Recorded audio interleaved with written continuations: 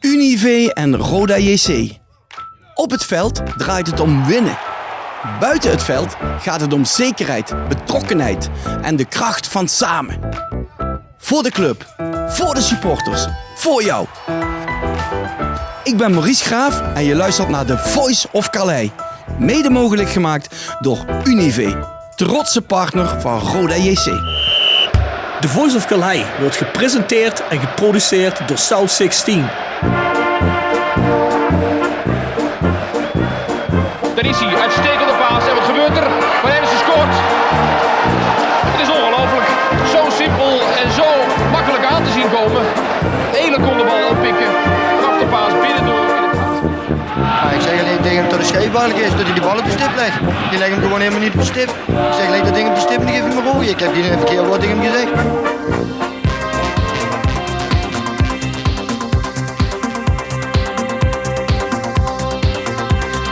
Jong, Meijer goed weggedraaid van zijn man. En een doelpunt. Typisch weer Henny Meijer. Heel knap weggedraaid. Een zeer belangrijke goal. Maar dit is een fantastische poging die goed uitpakt. Aanvoerder Meeuwis.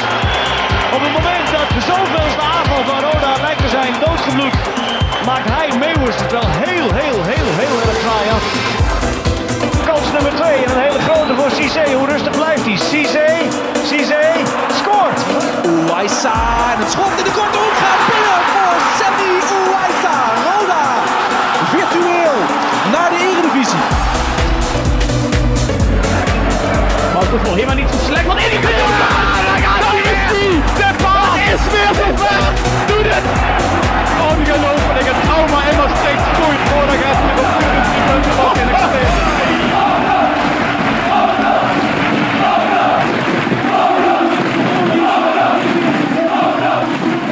Dit is Dario van den Buis en je luistert naar The Voice of Calais.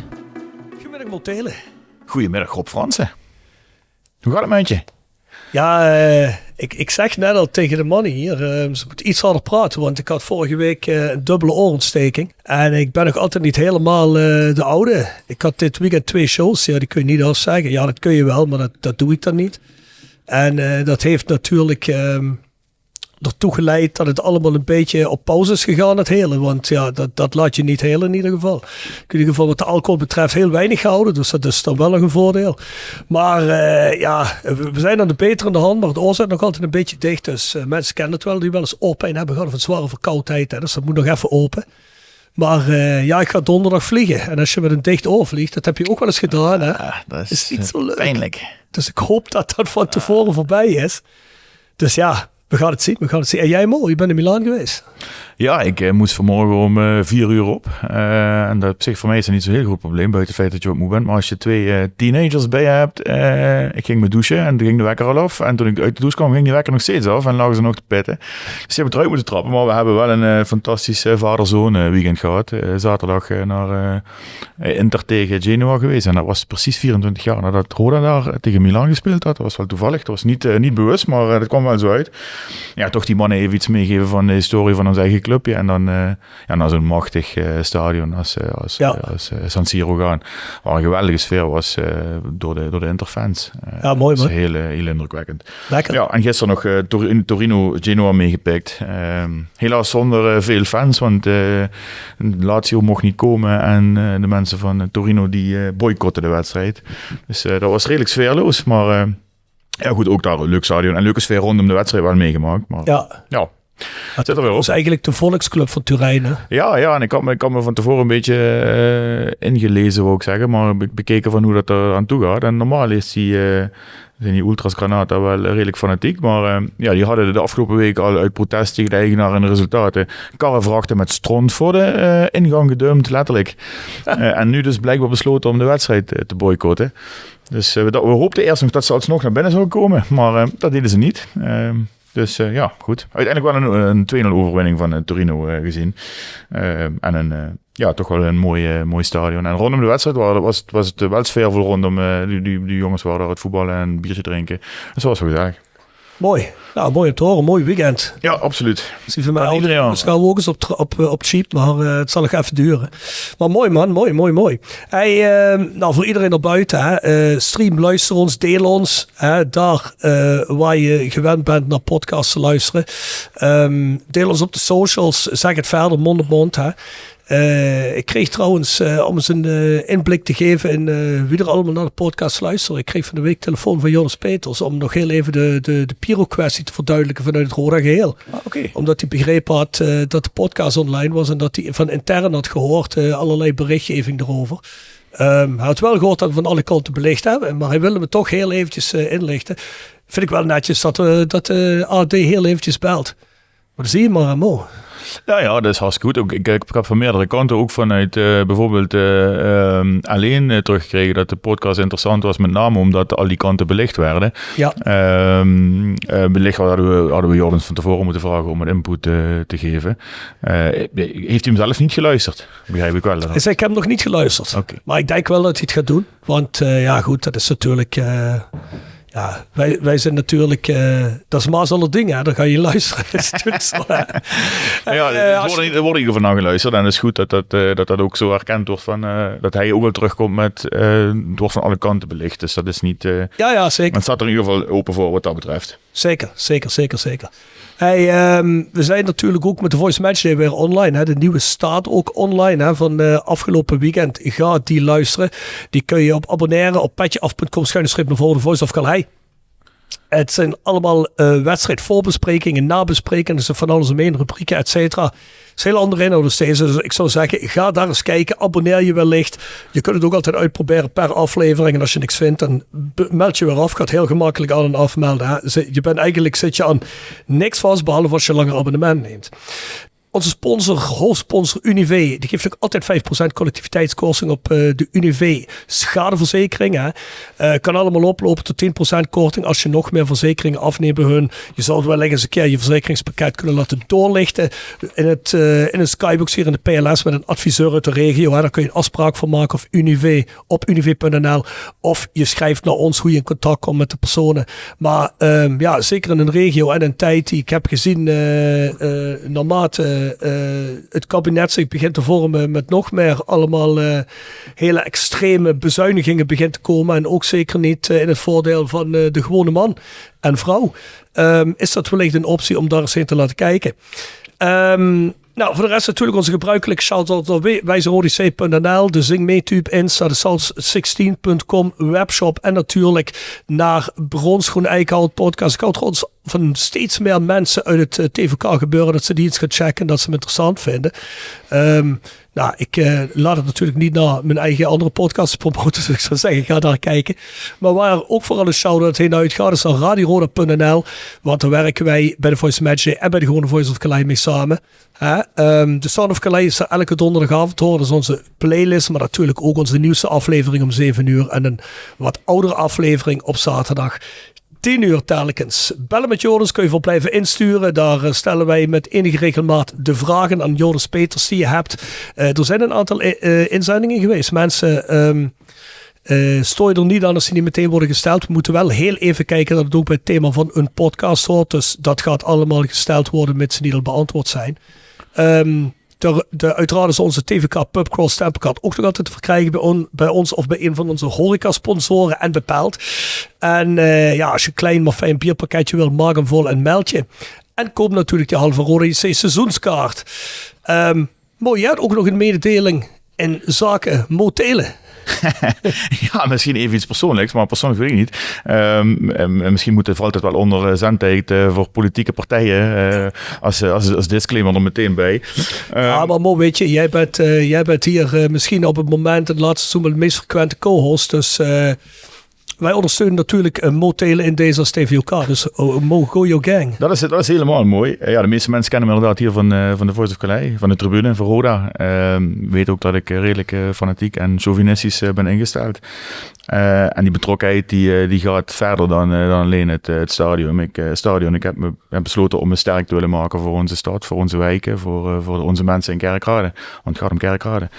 En natuurlijk voor Roda en haar supporters. Daarom doe ik mee aan de gemeenteraadsverkiezingen op 18 maart namens burgerbelangen.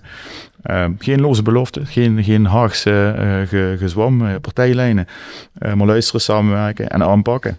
Zoals we dat hier kennen, als koempels, schouders eronder zetten. Niet alleen dingen zeggen, maar ook dingen echt gaan doen.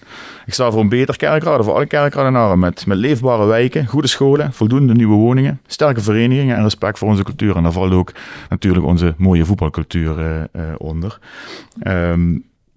Dus dat betekent bijvoorbeeld ook, als we dan naar het voetbal vertalen, een van de dingen waar ik me voor wil inzetten is voor normalisering. En dat is misschien een rare timing op dit moment. Maar als je kijkt naar de beslissingen die genomen worden rondom het voetbal bijvoorbeeld, vind ik dat het aan de gemeenschap geld kost als je hier heel hoge politie inzet hebt, maar ook belachelijk dat je geen uitfans hebt. Dat komt de sfeer niet ten goede, maatregelen die hier intern genomen worden. Dus er zijn er dingen die je vanuit de gemeente, waar je invloed op kunt uitoefenen hoe je naar dit soort dingen kijkt. Daar wil ik me hard voor maken om die supportersbeleving goed te houden. En dat is natuurlijk maar één topic.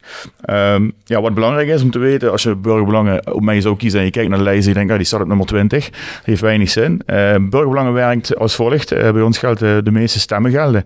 Dus niet de plek op de lijst is belangrijk. Maar dus 20 is maar een nummer. 20 is maar een nummer. Iedereen maakt evenveel kans. En ik wil er echt voor gaan. Dus het gaat er gewoon om hoe je de meeste stemmen haalt. Dus als je meer wil weten over het programma van Burgerbelangen, of als je meer wil weten hoe ik erin sta, neem dan contact met mij op of check de website burgerbelangen-kerkraden.nl. En op 18 maart, als je mij wilt steunen, dat zou ik fantastisch vinden, stem dan op lijst 1, nummer 20 voor Burgerbelangen. Samen gaan we verder bouwen aan een sterker kerkraden. Nou, mooi. Nou, mensen, jullie hebben het gehoord, hè?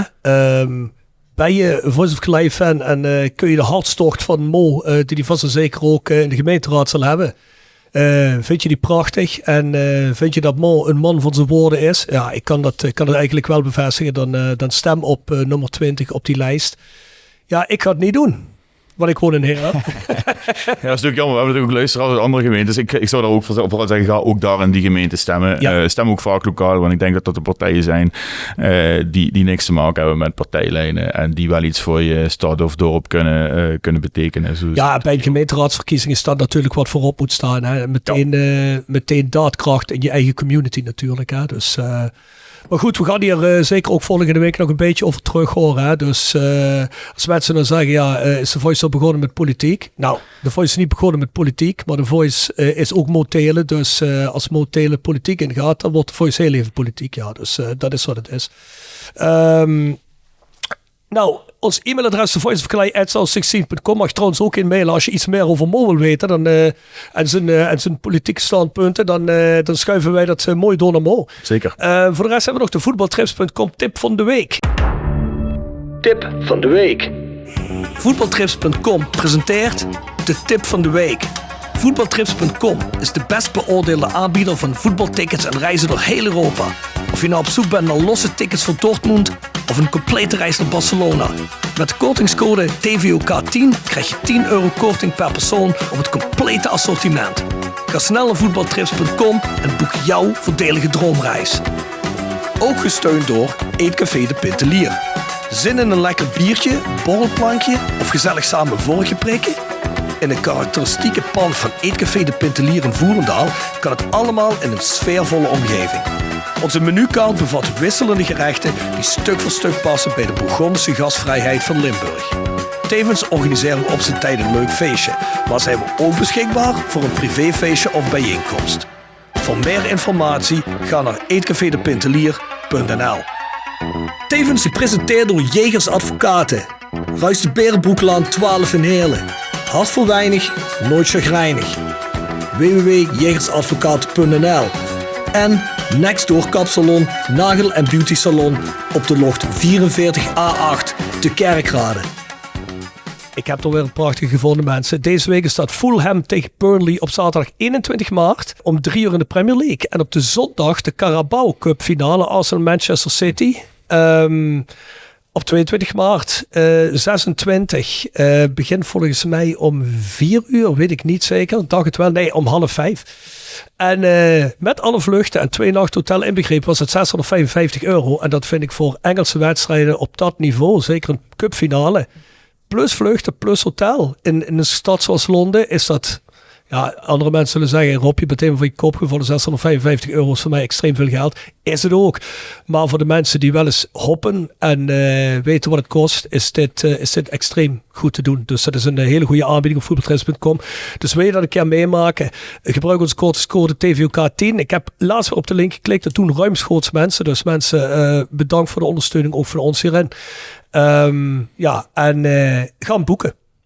Maar heb jij nog een tip? Ja, mooie trip trouwens. Ik had het toevallig met mijn zoon, waar ik mee op pad was dit weekend erover.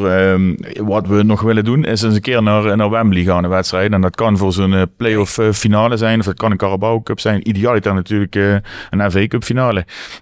Maar dit zijn wel... Play-off finales zijn ook altijd mooi. Sorry? Playoff finale. Ja, ik heb er al eens een gezien van West Ham een aantal jaar geleden. Dat was echt absoluut de moeite waard. Zeker als er 2 teams in zitten die een goede supporterschaar op de been brengen. Fantastische sfeer. Misschien nog wel beter dan zo'n Carabao Cup finale tussen Arsenal en Manchester City. Als Liverpool er zo spelen, zou ik er zo over nadenken. Maar absoluut de moeite waard. Eigen tip. We blijven in Engeland. Ik werd gevraagd om deel te nemen aan een podcast Do Not Scratch Your Eyes Out. Ja, Watford. Van Watford. Nou ja, we hebben, zoals bekend, er een paar gasten die wat persoonlijke banden hebben met Watford mensen. En die hebben ons gevraagd om wat verhalen te delen over die gemeenschappelijke belevenissen van de afgelopen jaren. Dus die ga ik morgen wordt die opgenomen. Wanneer die precies is uitgezonden, weet ik nog niet, maar dat zullen we vast en zeker dan delen. Gewoon leuke anekdotes, voetbalanekdotes van onze belevenissen. Leuk. Weer. Ja. Moet je wel eventjes, als die ouders even zeggen, dan kunnen we hem hier op een stip noemen. Of jij zelf noemt hem een stip, hè? Ja. Ja, lijkt me top. Altijd leuk, die Engelse humor dat die mannen meebrengen, vind ik fantastisch. Zeker. Chris Adams, daar hebben we toen eens een keer een heel korte special mee gedaan, ook over de Roda-Watford connectie. En die droeg mij offline, droeg hij me toch zeer toe, dat wij eens een keer met 10 mannen samen een podcast moesten gaan opnemen. Dus als Voice of Calais met hun. Die heeft ons toen in contact gebracht. Ik geloof dat 10 mannen van de podcast zelf nog niet zo de noodzaak is hadden voor dat samen te doen. Misschien dan morgen wel. Morgen is het volgens mij met Ingo en Kleine Bullis, met Jim Bullis. Ja. Ik weet niet of Jean-Pierre van Hoven er ook bij is, maar er zijn een aantal mensen die... leuk. Dus, ja, wie weet. We liggen eens een keer op locatie. Wel bij hun. Ja, bij hun, ja. Wel bij hun. Ja, het stadion is ook weer verbouwd daar, heb ik het zo. Maar dat was natuurlijk toen we daar begin jaren 2000 kwamen. Eigenlijk was zo'n oud Engels traditioneel stadion met zo'n fantastische oude tribune. Ik trouwens ook een goede vriend die ik ken via de muziek. Die is ook Watford fan. Ook heel, heel erg dedicated. En die heb ik een half jaar geleden ook hier mee naar Roda genomen. De avond liep voor hem niet zo goed af in Heerlen met joints en veel te veel drinken. En daarna kort in mijn tuin, maar voor de rest is het allemaal... maar ja, Watford, de connectie is er dus. Interesseren onze gasten, dus die zitten een tijdje te wachten. Ja, die zit hier te wachten, die heeft geen idee waar we het over hebben. En nu nog steeds niet. Want hij spreekt namelijk Engels. De spits die we hebben aangetrokken afgelopen zomer. Ondertussen 7 keer gescoord. En tegenwoordig veel in de basis staan. Man met waarschijnlijk de mooiste naam van de KKD. Daar wordt hij denk ik helemaal gek van. Welkom Jack Koepelhoff. I was just introducing you to our listeners, telling them that you joined us this season and by now scored 7 goals and a man with the most beautiful name in the division. You've probably heard that before. Welcome. Thank you very much. Thank you. So, how's life? Yeah, good, I'd say. We had a nice session today outside in the sun, so can't complain. It's good. Life feeling better with the first rays of sun coming through? Yeah, I would say so. I'm checking the weather in Sweden and talking to my family, and it's like 2-3 degrees and even minus right now. So walking out here is beautiful. Yeah, I was coincidentally, I checked the weather this morning because it looked good, but sometimes it looks good and it doesn't feel good. So I was like, nice, it's 16 degrees. Oh, that's nice. And then I scrolled through in my weather app and I got all the cities there. My in-laws live in Halifax, Canada. Yeah. And it's minus 13. What? Minus 13.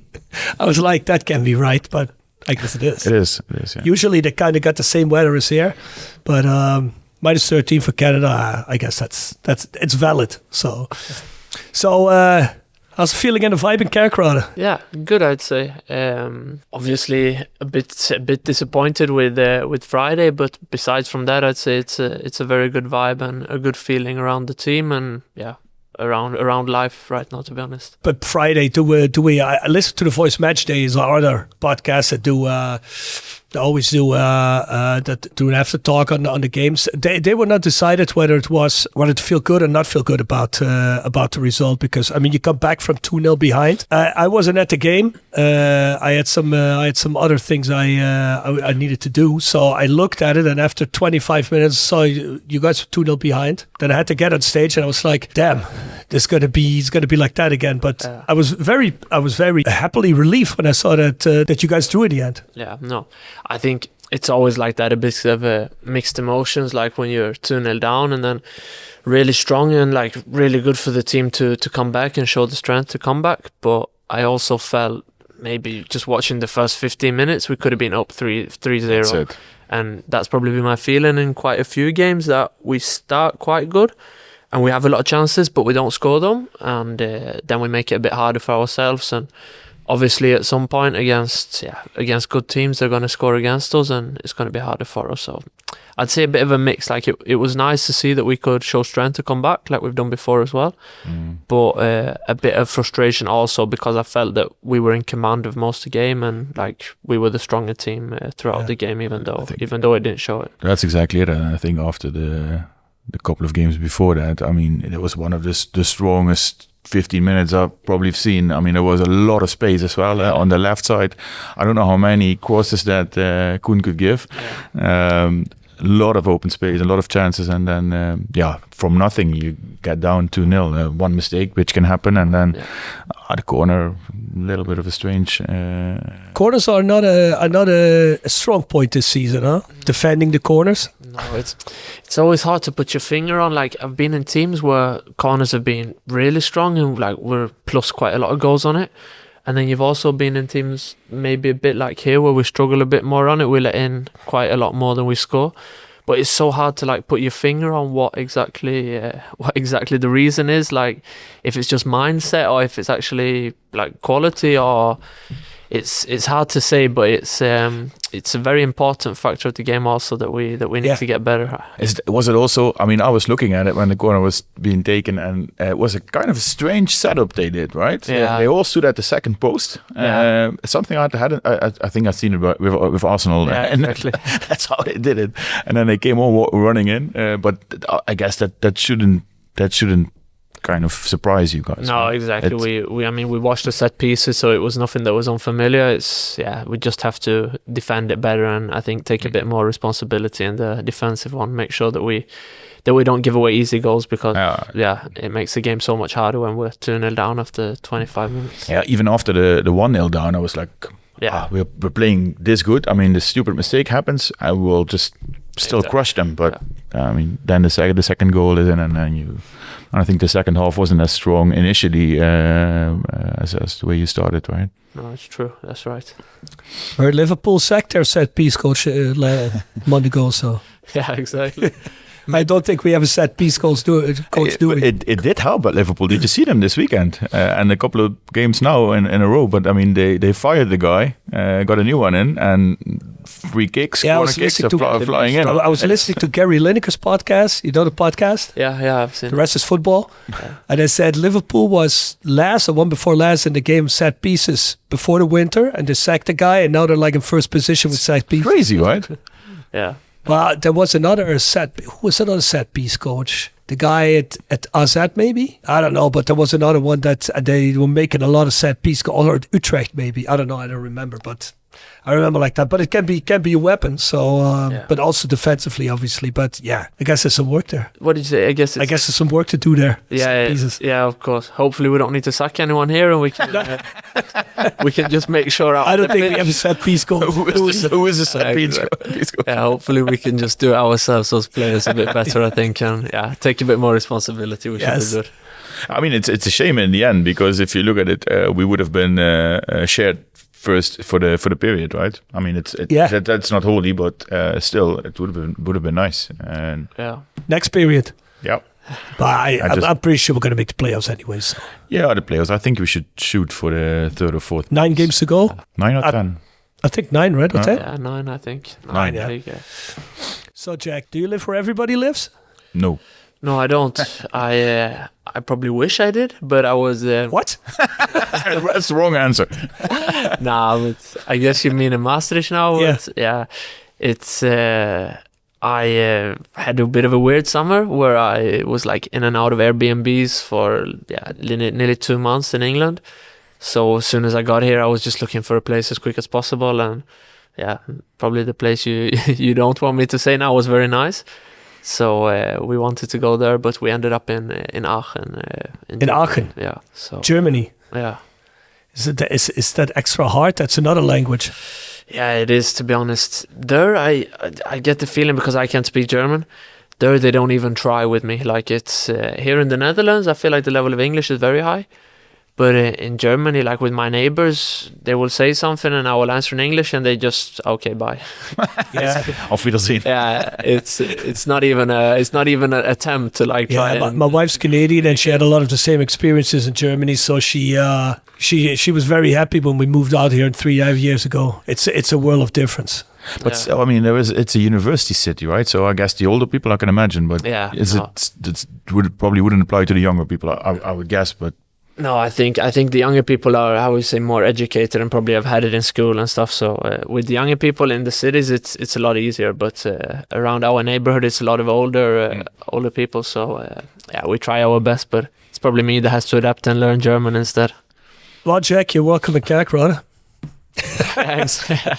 Yeah, exactly. I don't know whether the level of English is much better here. I don't know about that. It probably would be.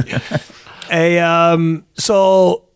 You happier at the moment playing? Because after the game against the Graafschap, the last one, where you scored the last minute header, you didn't make the most happy impression on everyone. No, it was, how do I say, it was a lot of emotions that, probably looking at me, there was no emotion, but there was a lot of emotion, not necessarily so much about that I played at the Graafschap and everything, that was like to the side, but a lot of personal things that were going on, and my head was a bit, there was a lot of frustration, and the situation probably wasn't ideal for me then. So, and then when I scored, because basically I got subbed on in the 90th minute, I think. Yeah. And probably didn't think I was going to be playing. And then I come on and all of a sudden I score, and it's like, whoa, what even happened? Like, it just went so quick, and it was just so much emotions. You had no time to start feeling happy. Yeah, exactly. So also maybe I had a really good time in the Graafschap, so a bit out of respect to them, because like the supporters there and the club were really good to me and helped me in a hard time. So I have a lot of respect towards them.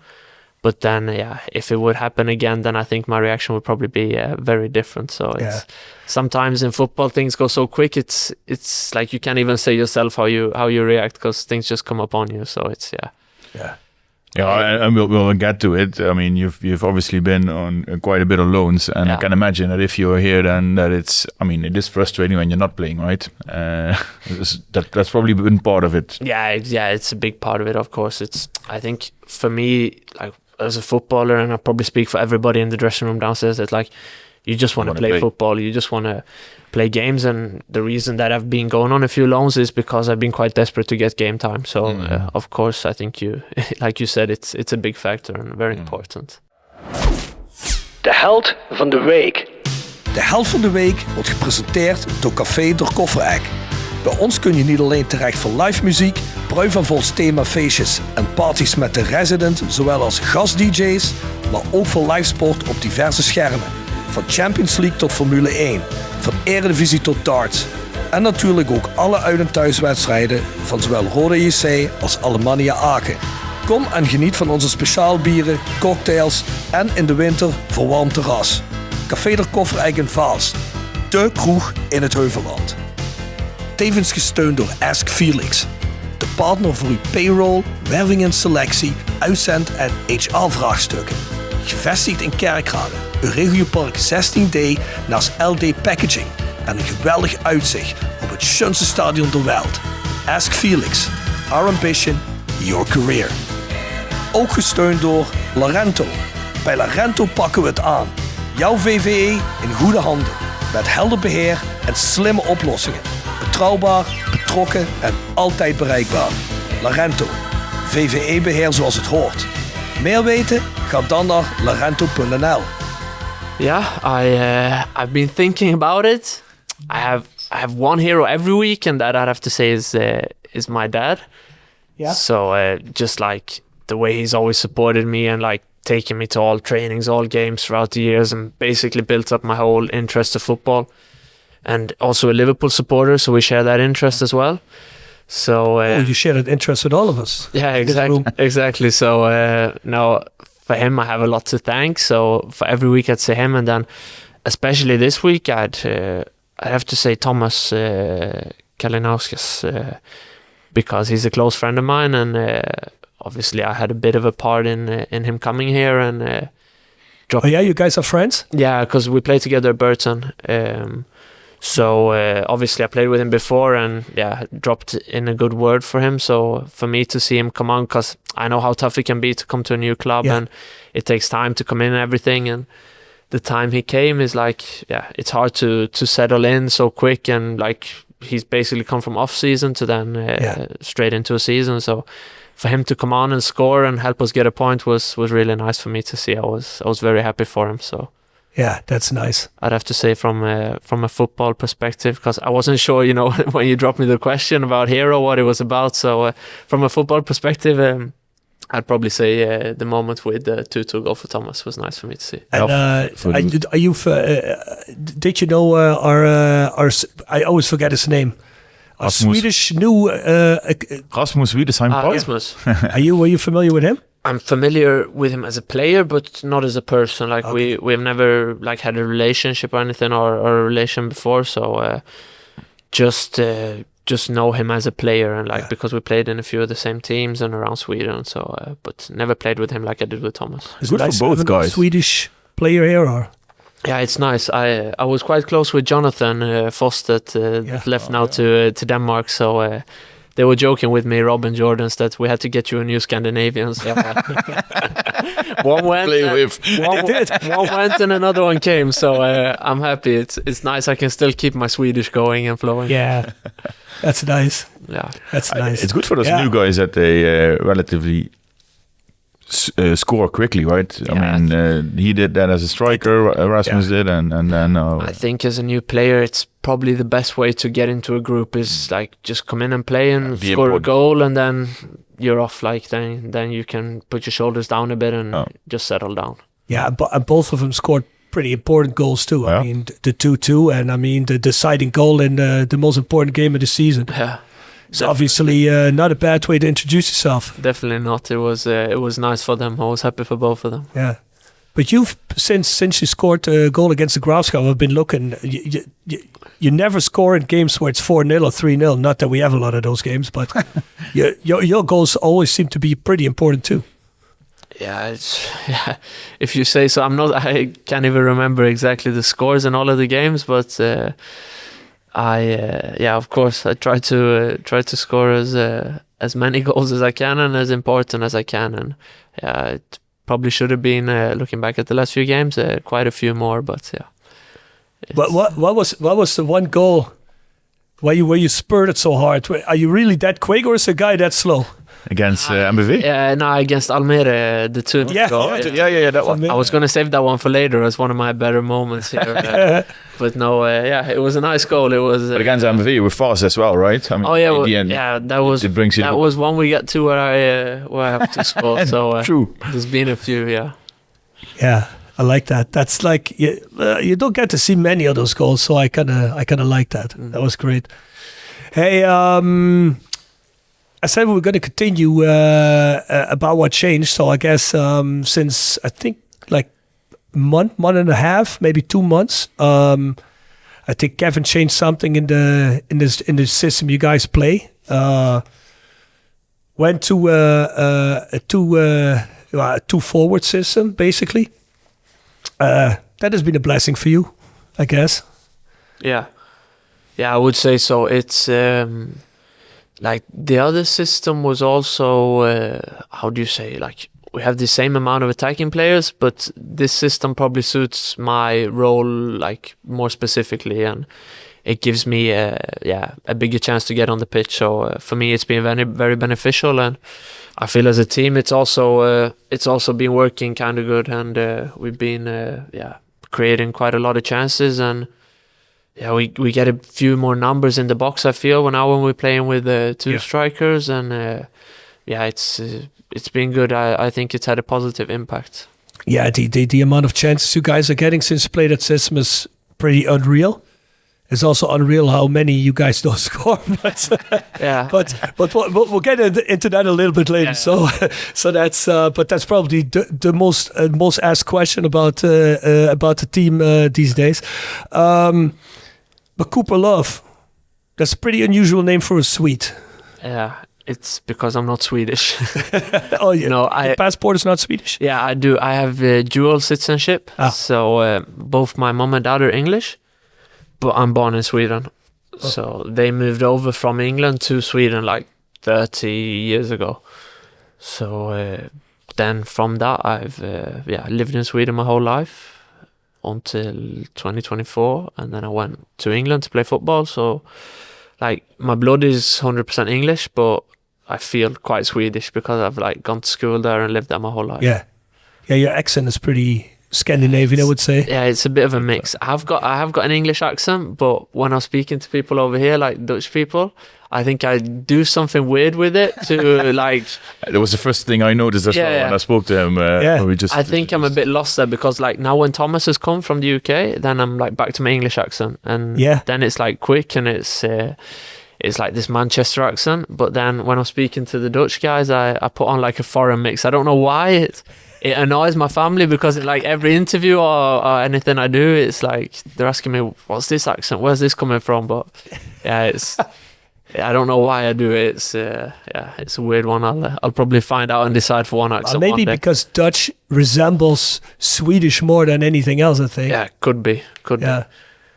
There's actually a lot of parallels between Swedish, Danish, and Dutch. Yeah, that's one thing for me that for both me and my girlfriend, when we moved to England, there was like life there is so different compared to Sweden. And then when we moved to we lived in Arnhem when I was playing in the Graafschap. Yeah, and there it's like we were like, whoa, things are just very similar to Sweden. Like you can see a lot of parallels and a lot of things around the same way, and I think for us that was very nice to be back into a bit more of a modern world compared to the UK. And then you moved to Germany? Yeah, and then we're back to the UK again. Feels like it's going to England or even parts of Germany. I feel like it's going back 10 years in time nearly with some. Yeah, I know what you're saying. It's that I don't know quite. I lived in Germany for 19 years as well, and it's. Especially the bigger cities have a lot of that. Besides, if they say, I mean, a shitty thing, but besides the cities that haven't been bombed out completely in the Second World War, they have like a very 30s, 40s vibe, like old buildings. And I think Scandinavia and places like Holland have more like of you see a lot of new builds, and it has a more modern vibe. Yeah, I'd say, like you say, the vibe and the mindset is just a lot more liberal. I'd say. Yeah, I would say. Yeah, I would definitely say so. If you don't mind me asking, your parents are English. What made them move out to Sweden? So my dad is a golf professional.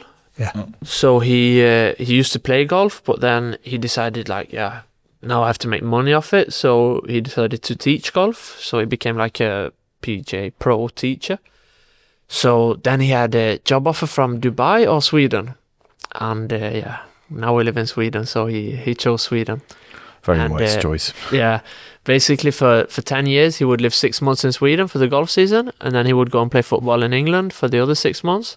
And he did this for 10 years. And then eventually he found that, Sweden's a very nice place to have kids. And he got my mum over, and they moved over and settled down in Sweden. And nice. Since then, there's been no. And he originates from Manchester? Yeah, close to Manchester? We have a family home in Bury, if you know what it is. It's like 15 minutes from Manchester. And then still support Liverpool? Yeah, the thing is, Bury is like 15 minutes from Manchester, but kind of 40 minutes from Liverpool. Yeah. So my whole all my mum's side is Manchester United, and like season tickets and big fans, and then my dad is Liverpool. So We've taken a lot of shit, and the last few years we've been able to hand out a lot of shit also. So now now they're above Liverpool in the table, so it's been a tough year for the family. You have any brothers or Liverpool sisters? has to overtake United. You have any brothers or sisters? Yeah, I have one sister, an older sister. Yeah. Nice. But before we go into your passport, are you the ultimate loan player? In which regard? In being on loan to clubs. Yeah, I've been on a few. I've been on probably 5 too many, I would say. Yeah. So well, let's get into that in a minute. But first, for our categories, do you have for our Sound of Calais? Do you have a song for us for our playlist on Spotify? The Sound of Calais. De Sound of Calais wordt gepresenteerd door Hoebe Strafrecht. Hoebe Strafrecht is een advocatenkantoor in Heerlen met een duidelijke specialisatie: strafrecht. Het kantoor onderscheidt zich door onverzettelijke strijdlust, maximale inzet en diepgaande dossierkennis. Met een scherpe blik en heldere strategie staat het kantoor volwassenen en minderjarigen bij in iedere fase van een strafzaak. Bent u of een bekende van u verdacht van een strafbaar feit? Kies dan voor een gespecialiseerde strafrechtadvocaat. Neem contact op via www.hoebestrafrecht.nl of neem telefonisch contact op. Hoebe Strafrecht. Strijdvaardig, overtuigend, aan uw kant. Tevens worden we gesteund door PC Data Logistics Automation. De partner voor leveren, installeren en onderhouden van geautomatiseerde ordeelverzamelsystemen. Zowel lokaal in kerkraden als globaal over heel de wereld. Zoek je een uitdagende job? Kijk dan naar onze vacatures op pcdata.nl. Ook worden we gesteund door Willeweber Keukens. Wil jij graag kwaliteitskeukendesign dat ook bij jouw beurs past? Ga dan naar Willeweber Keukens in de Boebegraaf 1 te Schinveld. I was thinking of many, but I'm in more of a chill vibe now, so I would say probably Sienna Spiro, Die on This Hill. Die on This Hill? Sienna? Yeah, Sienna Spiro. It's a English singer, just a children relaxed song.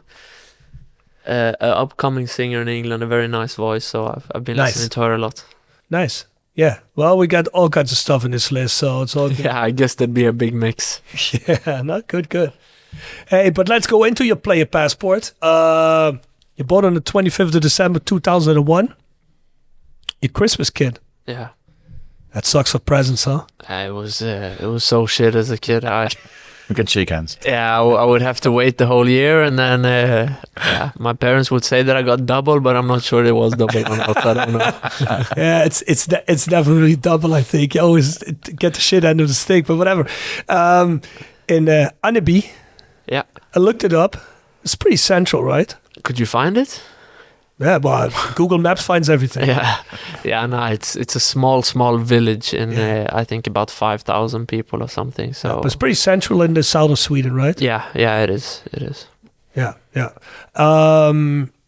So Anneby SK was your first football club? Yeah, played there from a kid until I was 15. Yeah, and then you went to Elfsborg. Yeah.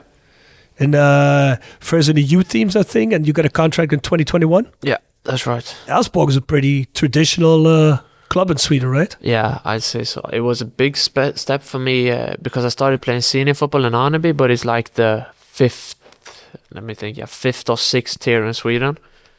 So to go from there to Elfsborg is quite a big step. But obviously I went to Elfsborg's academy.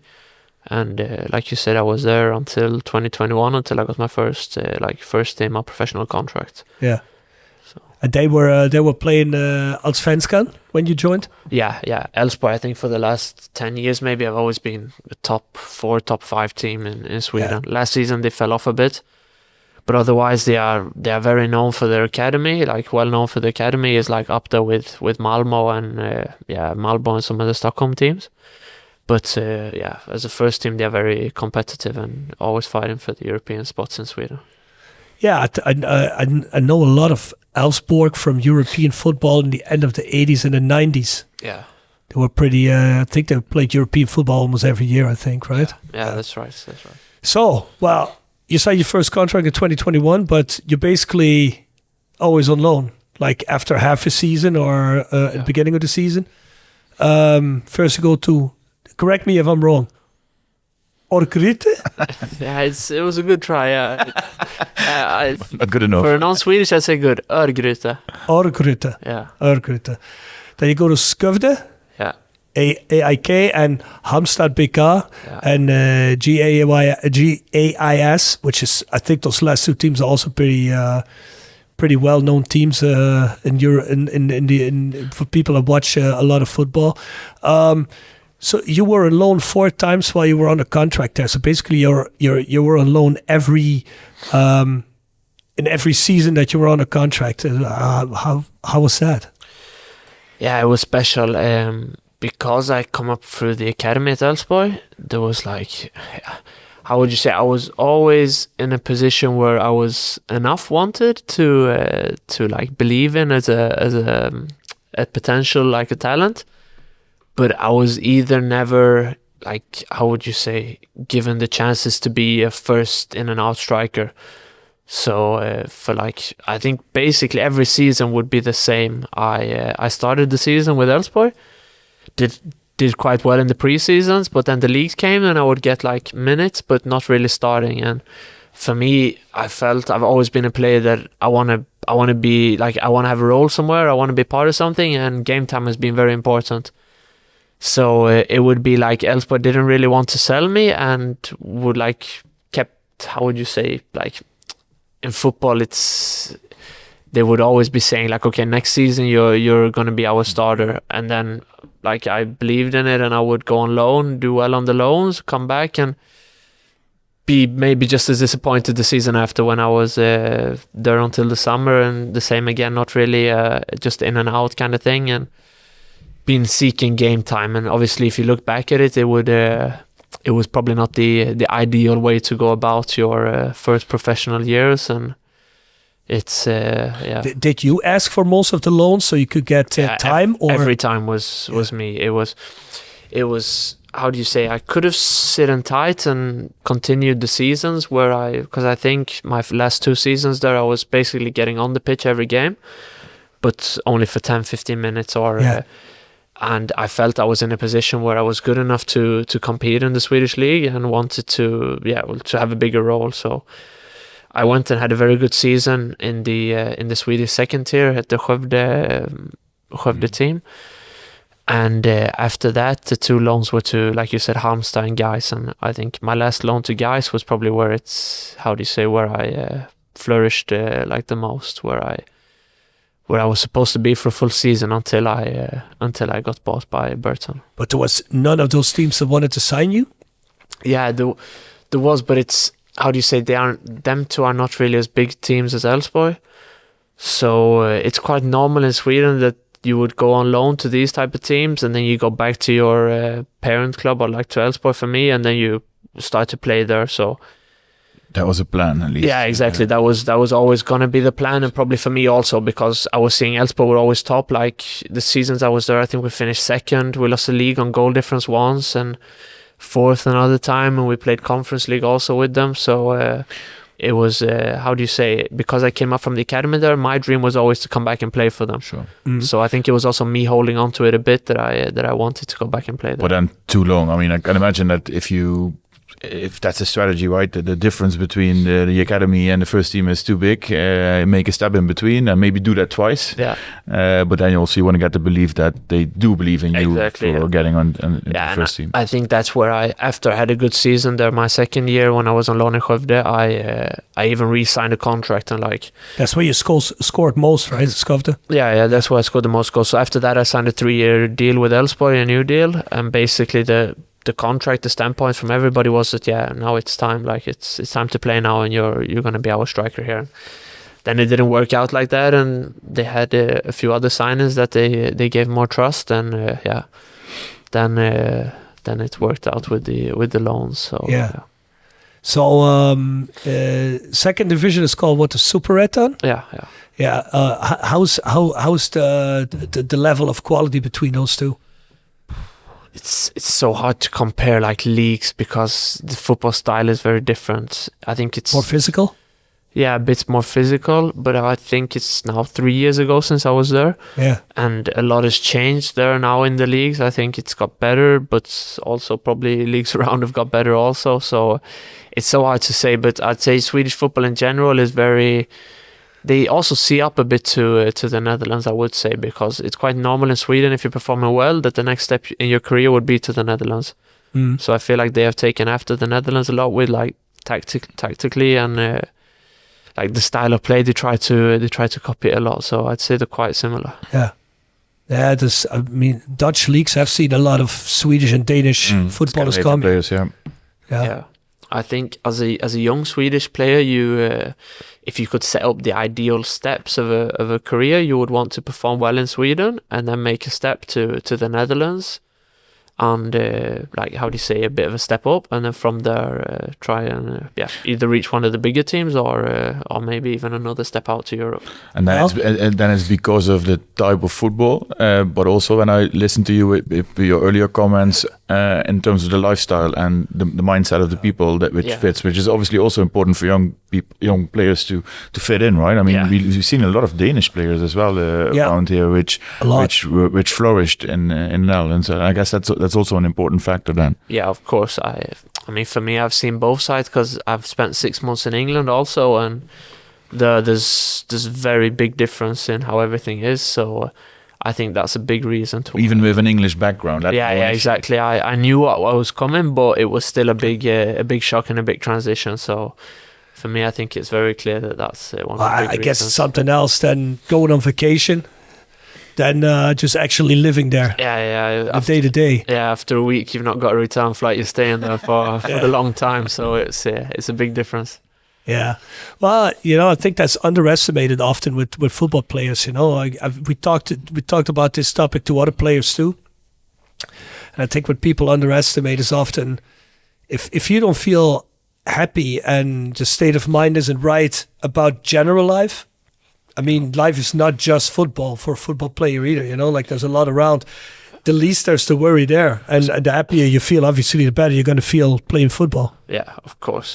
I'd say it's plays a very big part in it. Like, if you're doing well on the pitch and everything is working on the pitch, then it makes life easier. But if life is good around, I think you can relax a lot more on the pitch and just get to work. Probably even more for young players who are still fighting in their career to get into the team. I mean, if you then get into an environment which is new and different from where you come from, I think that those are very important. Even, I mean, look at those academy guys, or even going to an academy somewhere else, or coming here into an academy. I think one of the challenges here, and we discussed that earlier, for young guys, there was more to it than just training and football games. They need to make sure as a club that they feel at home, right? Yeah. So what was your favorite loan in Sweden? Guys, for sure. Yeah. I went to them basically, like you spoke about, there was a few loans. So my last loan was to Guys, and there I said straight after pre-season in Sweden that I'm going to have a full season there now. Because, I'm not stupid either myself. I knew that these 6 months loans were not ideal. So I wanted a full season loan. So I went there and started the season really good. I think we were third in the Swedish league. So we were doing better than my parent club, like Elfsborg. And I started really well and scored like the 4 or 5 goals in the first 4 or 5 games. And then, there came an offer in the summer to go to England, which had always been my dream. So we decided to cut the loan short and go to England. But you shouldn't regret things. But in hindsight, looking back, I probably should have stayed and continued the season that we had in Guys in Sweden. But there I really enjoyed it, and if I was to go back to Sweden, that would be high up on my list. Was then your impatience or like that dream of playing in England and that made you decide? Because I mean, looking at it rationally, you would say, I mean, this is the first time that you are in a team and playing for a year and it went well. It's obviously it's obvious in hindsight, right? But, no, I think it was. It has a lot of factors, but obviously being brought up from an English background, you get kind of taught that English football is the only football. Basically that on our telly it was only English football. Like I hadn't seen a game in the Swedish league until I went to Elfsborg when I was 15, and it was always English football. So in the back of my head, I was like, if I get a chance, I would always like to go and just give it a chance. And especially as a striker, like if you hit the ground running in England and you score some goals, it can go very fast. You guys had a pretty rough start though, right? In that season that you got there. Yeah, and also the decision came basically. We had a summer break in Sweden. There was another 15 games in the league, and then I had an offer from Burton, and it was with a Swedish ownership, like Scandinavian ownership. So they signed. I think they just took over the club. They just took over the Nordic Nordic football group, yeah. Or Nordic sports group, or I think football group. And they signed a new manager, under 23 coach of Chelsea. They signed 23 new players. Got rid of 23 new players. I was signing 23, so I came late, but I was signing 23. And basically they made everybody out of contract except I think 2 players. I think they kept the goalkeeper, the captain, and maybe 2 or 3 more. So like a big transition with a plan of we're going to compete for promotion and we want to go to the championship. So for me as a young player and how do you say, a bit of an up and down path, I thought a 3+1 year contract was exactly what I needed. Like, get rid of the loans, get there for 3 years and be in a top team that are fighting. And the idea they pitched to me was a very footballing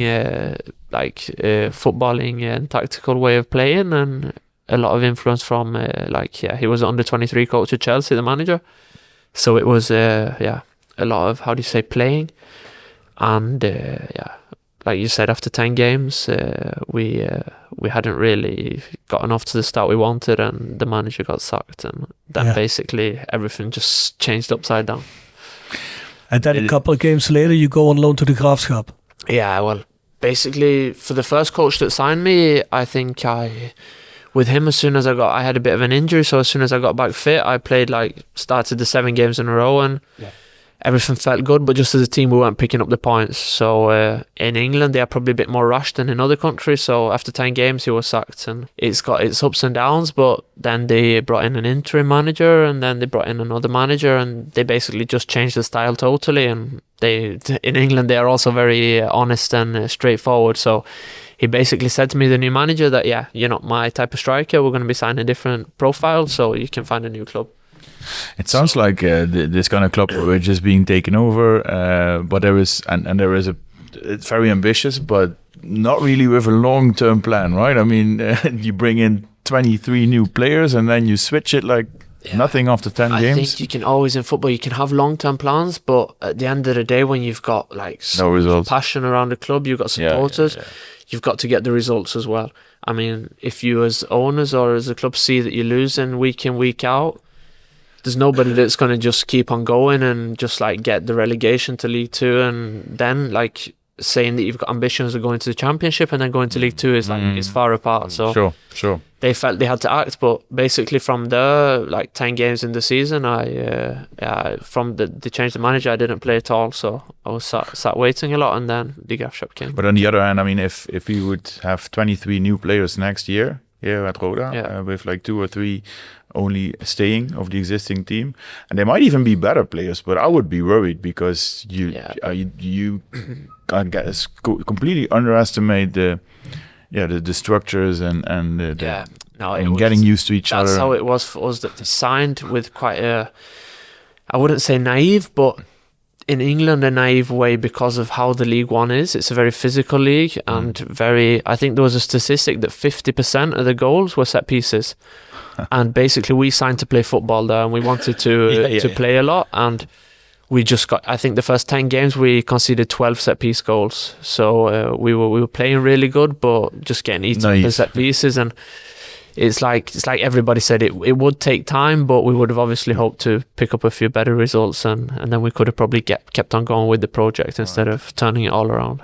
Because I googled it this morning. I saw that that the club still has a squad of about 30 contract players, right?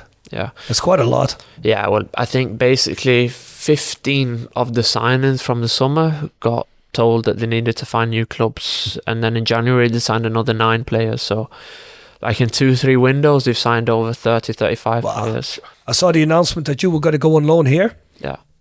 And the comments underneath, it was a Facebook thing of Burton Albion page. I just said, yeah, okay, get him out. Yes, one by one, just get him out. So I guess supporters are not happy with how that went when they took over.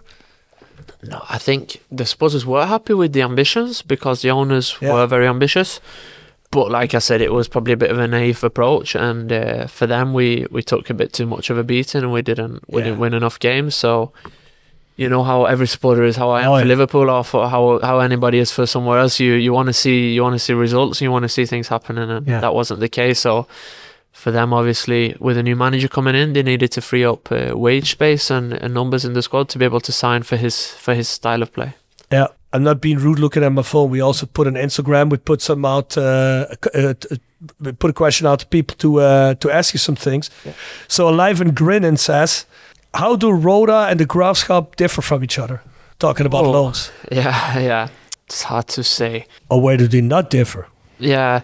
Now, I would say because the Graafschap came up on me, I went to the Graafschap the last day of the window, so it came up on me so quick. I didn't really have any image of how it would be in Holland, how it would be in the Eerste Divisie, or how competitive it was, or what you would say. So I'd say the style is very similar, like how you want to play football, how ambitious the clubs are. I think the supporters there, I have to say, even though I'm here now, were brilliant towards me, and like from the first day were chanting my name and really welcome me. And I've had the same feeling here, that we have very passionate and very how would you say passionate and like supporters that stick to us, and they are with us. So footballing wise, club wise, culture wise, I think it's quite similar. Like both have high ambitions. I think we both have had the same goal of they want to reach the promotion, and we also want to reach the promotion, and two clubs that are desperate to establish themselves in the top division in Netherlands, where they probably belong to be. And your first experience with the football side of things? Like the style, or just coming from England, it was totally opposite. It was feeling a bit more like back in Sweden. It was more tactical. It was more playing, and a lot more focus on the football side and what we can do on the ball, not as much what we can do off the ball. But for me as a striker, I also like that a lot of teams play man v man, and up front it leaves you often 1v1 against defenders. And for me, if we can get that right, then it could put me in quite good position. So I really like the football, and that's a big reason that I chose to come back to the Netherlands and come back to Roda, was because I really enjoyed my time in how did that end up going? How was that contact established? Yeah, so I think it started earlier on in the summer, where I spoke to the club, and they were like, had watched clips of me and had seen my time in the Graafschap and thought that it could work out. And I was kind of in a situation where I was unwanted at Burton, so I knew I wanted to leave, but I wanted to leave on a permanent. And with Roda, it was probably not possible in the summer to make it permanent, so we, how would you say, delayed it a bit. And in hindsight, I probably wish that we would have done it earlier, so I could come in earlier in pre-season, because I came 4 days before the league started. Yeah. So I was coming in like into a team that was already set, into a group that was already a bit gelled together. So it was like a how would you say, in the back of my head, I wanted to come to Holland, but probably on a permanent transfer, and that's probably what delayed it a bit. Whereas in the end, I just decided that at least I will get a year here, and there's also an option to buy. So I felt that the talks I had with Kevin, the talks I had with Rob and Jordans were very positive, and I felt like it's a place I really want to go to. Good choice. Definitely. There was no discussion on staying at the Graafschap, just to get back a little bit to that. Yeah, we had a few discussions. They also had a buyout option, but financially the buyout option wasn't possible. And at the same time, they had already agreed with a Greek striker that went there at the start of the season. I think it was already the deal was already done and dusted. So then how would you say? For me, as my perspective was also that I wanted to leave Burton on a permanent, and then maybe to do Graafschap probably wasn't either possible. So I went maybe all summer hoping to get a permanent move somewhere and sign to like 2 or 3 years, and How long is your contract with Burton still? I have a 1+1, so left. When I come back in summer, there's a 1+1 left. So So option on their side, not on your side. Yeah, on their side. Yeah. Continuing about this, Dominic Badness. So how were your first weeks at Roda? And he has a big smiley behind the question. Roda, I don't know what he means with this. He said to me downstairs now when I was getting some treatment, he said to me, I'm going to ask some questions here now. So he probably went, what he said here was not what he said he was going to ask me. So nice one. My first weeks were good, but coming into a new group, like I said, when it's already gelled, it takes a bit of time to settle down with everything. But I don't know what he meant with that question, but it was good. Did he think you had a rough time or something? I don't know. He probably did. He probably did. I'm not quite sure. I'll have to ask him. Yeah. I ask him the question back. Finn046 asks, so what made you come to Roda? You kind of already answered that question, I think, right? Yeah, no, but I think also as a club, I mean, from the outside, if you're looking at Roda, it's a massive club, and it's a very ambitious club as well. So as a player, you kind of get a very positive picture of the club from the outside. That's good to hear. Well, hey, let's do another category. De aftrap. Sportcafé De Aftrap presenteert De Aftrap. Sportcafé De Aftrap is dé plek in Kerkrade om sportwedstrijden te kijken, terwijl je geniet van onze uitgebreide biercollectie en heerlijk eten. Van overheerlijke loaded fries tot onze befaamde cocktails. Je geniet ervan terwijl je Premier League, Bundesliga, Eer en Eerste Divisie, Formule 1 en nog veel meer kijkt op een van onze schermen. Sportcafé De Aftrap. Ouderwets gezellig sport kijken met vrienden. Tevens gesteund door Van Ooyen Glashandel. Sinds 1937 vervangen en repareren wij al uw glas met veel passie en toewijding. Met 24 uur service. www.vanooyen.com. En Stokgrondverzet uit Simpelveld. Voor al uw graafwerk, van klein tot groot. Onze gravels staan voor u klaar. Tevens gesteund door Roda Arctic Front. En Stichting Vrienden van Roda JC. Deze aflevering wordt mede mogelijk gemaakt door Victa Coaching. De nummer 1 personal training studio in het Heuvelland. Wij helpen ondernemers en high performers om meer energie te krijgen, stress te verlagen en elke dag te presteren op hun hoogste niveau. Ga voor meer informatie naar www.victacoaching.nl. De kick-off. So how does Jack Kupalov start a match day? I start every day with getting up and taking my dog for a walk. Yeah. Do you live in Aken in a green neighborhood, or do you live downtown? Unfortunately, we live in the middle of the city centre. It was when we moved there, we didn't have a dog, and we got one later. So now I wish that we were in the countryside and I could take her out. But we live on the 6th floor without elevator. So every morning is a FFS. Yeah, Jack, can I ask you something? Did you have to look for this apartment yourself, or did Roda help you? No, they didn't help me. That's why I ended up in Aken. I found it myself. So do you want some help getting in this side of the border? Because I would settle for anything now, I think, because carrying the bed up and furniture up without an elevator on my own was it was a tough one. But every morning I take the 6 floors down and I walk my dog, come back up, make a coffee, and then obviously the games differ a lot in times here. If it's a night game or a day game, my routine would be quite different. So yeah, and well, usually the games are at night mostly, right? Yeah. Friday night. So do you come to the club early? We meet 3 hours before and have our pre-dinner.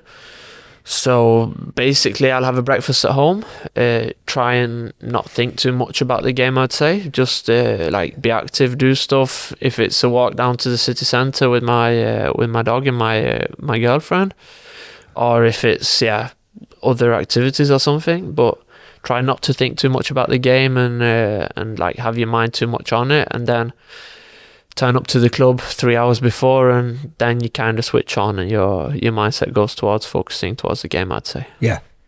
Nice. Nice. Is the preparation more intense and more concentrated now? The chance is very likely that you start a game as compared to being on the bench. I think it's easier to prepare now that you touch wood, I've been starting a lot of games and hopefully will do. So it's been a lot easier to prepare, because when you're coming off the bench, like with you never know when you're going to come on. Like with food before, like how do you plan this? Because you usually like to have your routines. You want to eat 3 hours before, and then if you're on the bench, you don't know if you're coming on at half time or if you're coming in minute 90. So I think for me, it's just been routines have been a lot clearer. So try to follow them, and then the main thing is because the games are quite late here compared to what I'm used to. Like in Sweden, we'd had very few night games. Yeah. So sometimes around like 5 or 6, your body starts to dip a bit. So you either have to take a nap or you have to fill up with caffeine and keep going. So yeah, that's been the biggest difference. So how getting back to the loan thing? How hard is it mentally to be on loan every season? To be honest, it's very hard. It's like, you know that you're going to be at a place for 3 months, 6 months. Like when I went to Dortmund, I went the 3rd of February, and then there's like 3.5 months left of the season. So like you are putting everything into trying to get into a group, trying to settle down into a city, but in your head you also know that, okay, I'm going to be leaving in 3.5 months. So it's like, it's hard to invest everything there mentally, because you know, okay, I will probably never meet these people again, or I will never live in this city again. And it's like, I wouldn't say it's ideal to, as a person, to be able to perform on the pitch. I think as a person, you want stability, you want like routines, and you want to know you settle down in your environment. So yeah, because I wonder, when I saw you were on loan that much in Sweden as well, I was wondering, do you even, and I saw the periods, the amount of time that you're on loan, it's just like you said. I mean, we just talked about a little bit earlier about that state of mind mentally. If that's all cool, then it gets easy to play and show your skills. Isn't it like almost the opposite of being able to show your skills? Yeah. Like with everything surrounding what you just said? Yeah, no, I would say so. I feel like there is an internal, also like a bit of an internal rush or stress about the time is so short. Yeah. That you have to like get settled in so quick. You have to prove yourself so quick. You have to make your way into the team. You have to perform. It's how would I say, for other young players, or for other players, loans can be very good, but I would be careful with the numbers of loans. Like you wanna make sure that you find a place and you find a spot where you can settle down and just relax as a person, like we spoke about. Like when you feel comfortable with your life around football and you feel comfortable in the environment, I think you can just like let your shoulders down and perform so much better on the pitch, where your head is like stress free and you can just focus on the important bits, which are playing football, and for me, scoring goals. Is that what came out a little bit in that interview after the dying seconds goal at the Graafschap too? Maybe you knowing, if I stay in the bench here, it's going to be another one of those years where I can't show my skill like I want to. And that all comes out, maybe, I don't know. I could imagine. Yeah, I think for me there's a lot of factors like that we spoke about, that I've been on loan a lot. Also for me, knowing that at Burton I probably won't be playing next season. So my mindset has always been, I want to come here, I want to show myself, I want to prove myself, and then fingers crossed the club decide to use the buyout option. But if they don't, I'm playing for a contract for myself somewhere else. Like it probably sounds selfish, but that's how it is as a footballer. Like I need to show myself that much this season that I can leave Burton and know that there will be alternatives, or that I like eventually stay here. So yeah, I think, like you say, I wouldn't connect everything just to that, because like I said, it went so quick. There happened so much things in that moment where like I couldn't even myself put my finger on the reaction that I had. Well, I mean, it would be perfectly understandable. I mean, it must be hard, because you basically caught between a rock and a hard place, because you know that going on loan for half a year is probably not give the result you want to, because it's just too short to show your skills, or maybe even 4 months, because when you get loaned out in January, competition is mostly done in May. Yeah.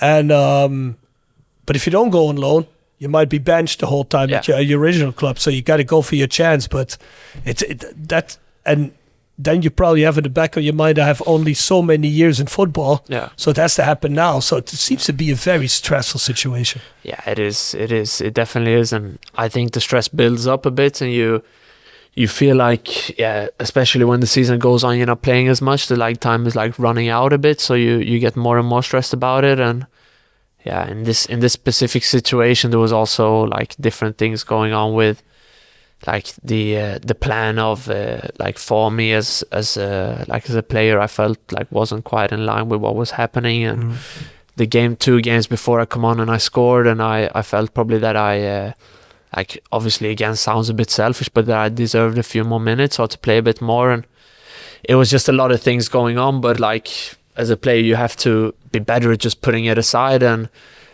when you do get on with the minutes you get, you have to do as much as possible. And like I said, if we were to replay that game and I scored again, I'm pretty sure my reaction would be very, very different. Well, looking at it now, I guess the perspective has changed quite a bit, right? Yeah. In this new system, you'll be playing much more. You're scoring goals. You're here for at least this season, so that's a good thing. Left or right, whether you stay or not with Roda, I guess you also have a much more clearer plan and learn from hard lessons you've had on I don't want to go on alone anymore. I know which kind of country club I want to go. I'm not going to go back to England, for example. I can imagine, right? Yeah, of course. Those kind of things you've learned as well in that period. So take it from the positive. It's exactly like you say. Every step you take, it sounds a bit cliche, but you learn from it. And that's why in football a lot of people talk about experience, but it's definitely there, because a football career is so special. A lot of things happen. So the more years you've been playing and the more you've been through, the more you understand how the business works and how football works and how you work. And how you self work and where you work best. And that's besides from, how do you say, you can see unbelievable players at really good clubs. Take United as an example. You see so good players going there, and then they just can't. It doesn't work out for them. And then they go somewhere else, and they're unbelievable again. Right. And that just shows how much things around the style, how life, everything just affects so much. So I think as a player, not just about what you perform on the pitch, the decision you come to, say for me in the summer, which club you choose or what style you choose is probably even more important to make sure that you are successful. I got some things for you. You tell me which one of the two and why, okay? Playing in Sweden or abroad? Abroad. Superettan or League One? Probably League One. Okay. League One or the KKD? KKD. Suits you more? Yeah. Yeah. You had a pretty good time to Graafschap, right? Yeah.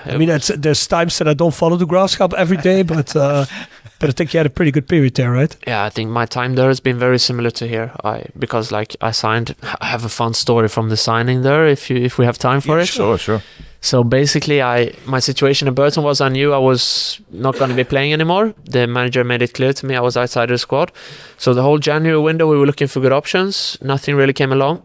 Then the 2nd of February, St. Johnstone in Scotland, which is top division, said, we want you to sign. And we agreed everything. I think at 11:57, 3 minutes before deadline, we signed the papers. I was going to go to St. Johnstone.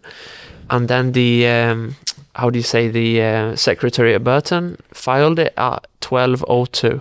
So 2 minutes late. Too late. Sure. So all that night on the 2nd of February, I was we had packed our bags and I thought I was going to go to Scotland, but it didn't happen. So then I came in the morning and they said, the deal's cancelled. So I went back to training Did you want to slap the guy around?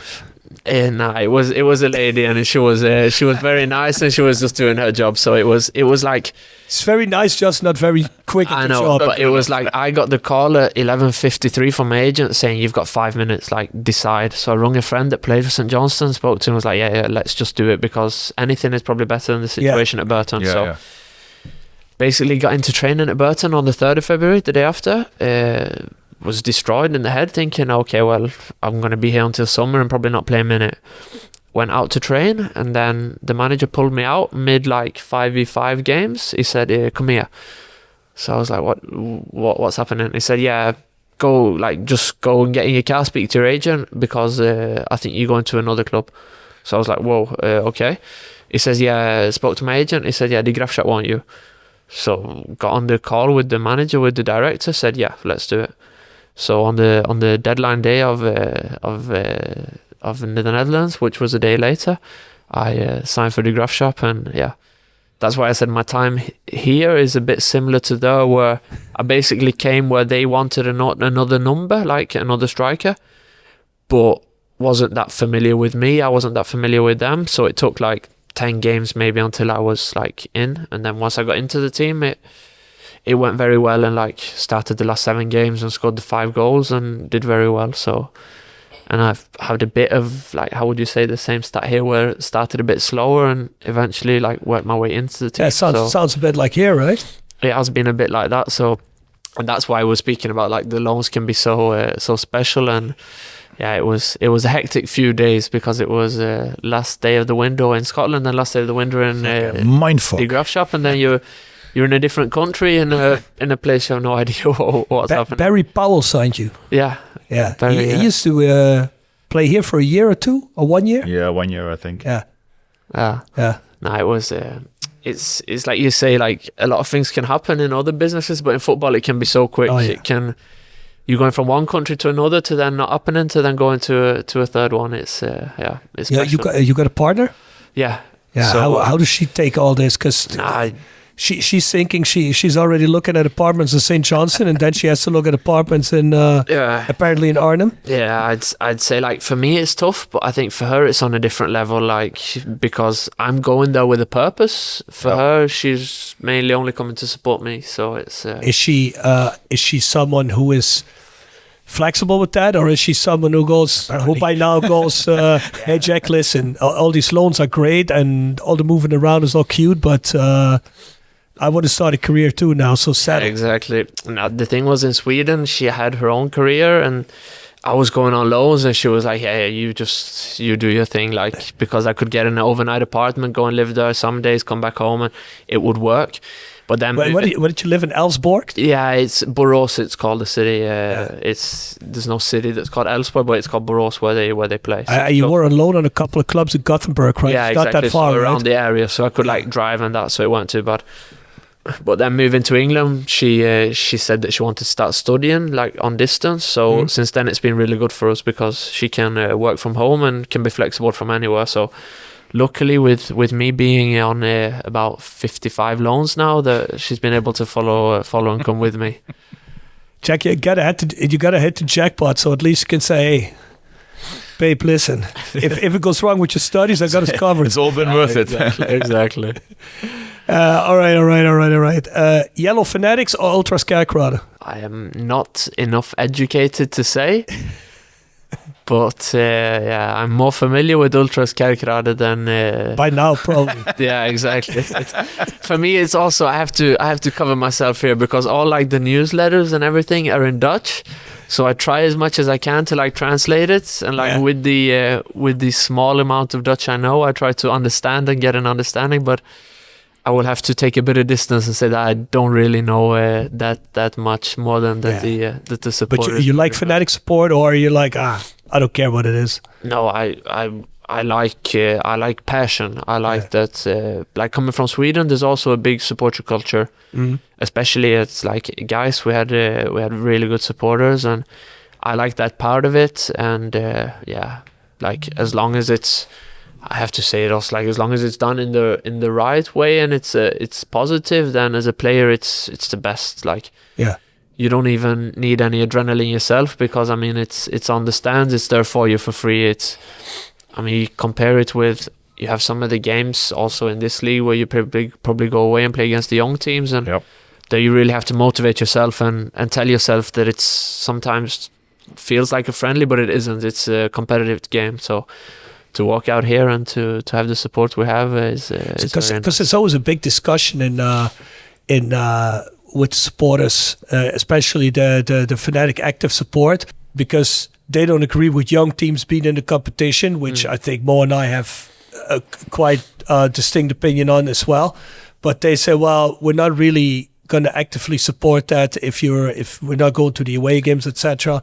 But other people have been saying, well, those are the games that the team actually needs the support most, because we always see that our team is always somehow struggling, drops the ball figuratively against young teams, and you need that extra push. So what would you say? No, I would agree with you. Like I'd say like what I said, when you walk out here in the derby, I mean, it's you have to be crazy to not get motivated by like the atmosphere, about everything, how it is. And I think you get it for free there, but as a footballer you have to be professional as well and know that you have to be switched on and maybe the not so how do you say, most atmosphere games. So yeah, it is like you say, it's probably them games where you would need that extra push also. So yeah, but I think most players agree, like without being too into like what goes on and everything. The like when there is this culture and there is this, like, you see the passion, it gives us players a purpose. Like, you know that these guys are crazy about the club and they want the best for the club. Then as a player, the least you can do is give that back to them. Yeah. Right. Yeah. That's it. Marinus Dijkhuizen or Kevin van Dessel? Had a good experience with both, but I really like how Kevin is and how he goes about things. So I would have to say Kevin, but not to disrespect Marinus in any way, because towards the end there he showed me really good faith and had a really good time there. Burton Upon Trent or Kerkrade? Yeah, you go to Burton and you will think Kerkrade is paradise, I think. It's probably one of those really sad, dreary northern cities, isn't it? Yeah, I think you were quite spot on. Nah, but it's not that bad. But like being used to Sweden and how like modern, like living around Gothenburg and all that, and then going to Burton, it's like, for me, I knew what was coming, but for my girlfriend, it was like, whoa, where have we come? Like, what is this? See, this is what I get from most roller players, right? I want to live in Maastricht because city's a little bit more lively, a little bit more this, more that, as compared to Heel or Kerkrade. Yeah. Which in a way I could understand, but in another way I'm also like, well, you know, but that's a whole different discussion. But if you live in Burton Upon Trent, but what else is near Birmingham? Yeah, Birmingham and Nottingham. Yeah. Derby? Yeah, Derby also, yeah. But those are not the. It's also not quite the best. depressive. No, exactly. We lived in Nottingham, which is like 40 minutes away. So Nottingham is not the greatest of cities either. No, but a bit more of like uni and student city. So it was a bit more modern and worked out a bit better for us, I would say. Yeah. So that was survivable. Yeah, we could cope, but it was, if you ask my girlfriend, she would say never again, so yeah.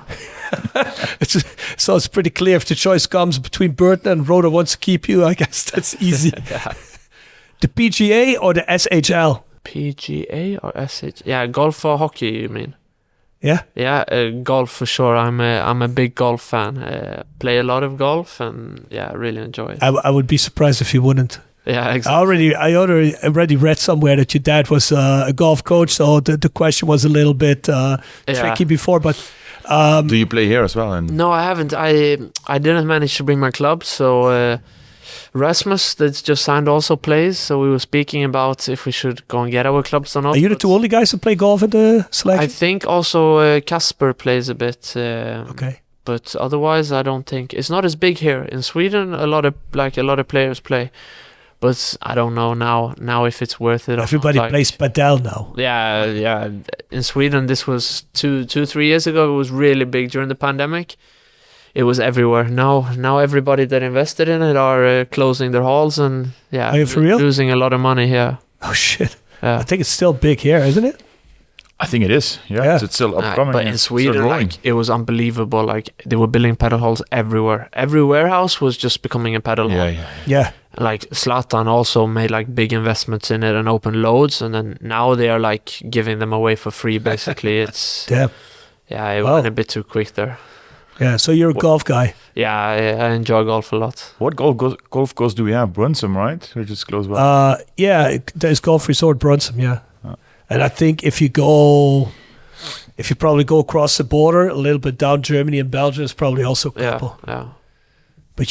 But SHL never, because Sweden is a big hockey nation too, Yeah, right? it is really big. Where I'm from, like in Sweden, which is called Jönköping, they have a team called HV71, which is like one of the bigger ones in Sweden. So as a kid, we used to always go and watch ice hockey, but I never really got into it.